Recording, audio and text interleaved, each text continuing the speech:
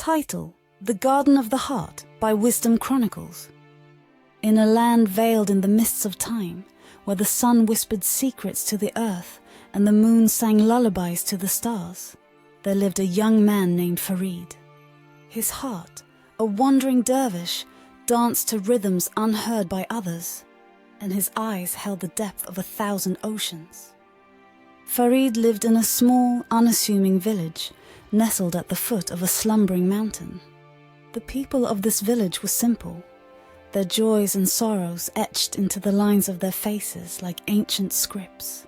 Farid, however, was different. He was a seeker of truths, a chaser of the elusive breezes of wisdom.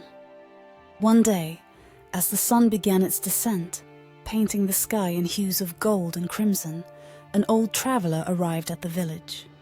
His back was bent with years of wandering, and his eyes sparkled with the light of 1,000 stars. The villagers gathered around, offering him food and a place to rest. That night, under the canopy of a velvet sky, the traveller spoke of a mystical garden. "This garden," he said, his voice like the rustling of ancient leaves, "is not of this world. It is where the heart finds its true home, where the soul dances in eternal ecstasy.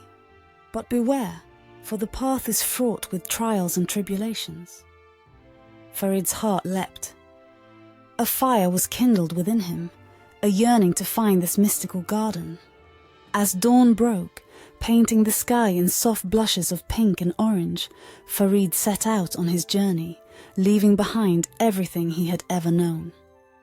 His first trial came in the form of a vast desert, a sea of sand stretching endlessly. The sun was a relentless overseer, and the sand beneath his feet shifted like the moods of the sky.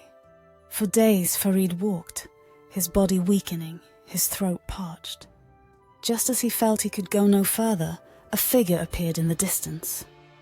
It was a woman, her hair like the night, her eyes like pools of clear water. She offered Farid a drink from her flask, and as the cool water revived him, she spoke.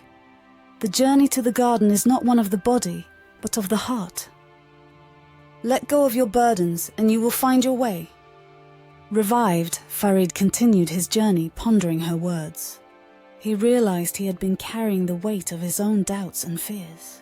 As he let them go, he felt lighter, his steps surer. The next trial was a forest, dense and dark, where no light seemed to penetrate. The trees stood like silent sentinels, and the air was thick with whispers. Fear began to creep into Farid's heart, shadows weaving through his mind. Then he heard a melody, soft and sweet, like the laughter of the brook. Following the sound, he came upon a young boy, his fingers dancing over the strings of an oud. "The music you seek is within you," the boy said, his eyes shining with an inner light. "Close your eyes and listen to the song of your soul."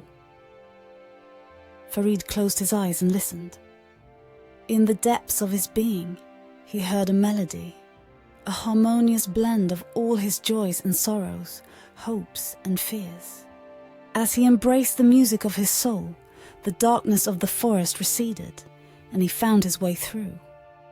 The final trial was a mountain, its peak lost in the clouds. Farid began his ascent, each step a testament to his determination.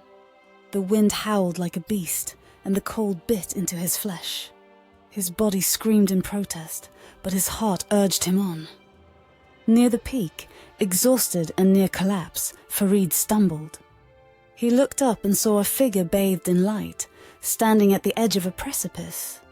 It was the old traveller, his eyes holding the wisdom of the ages.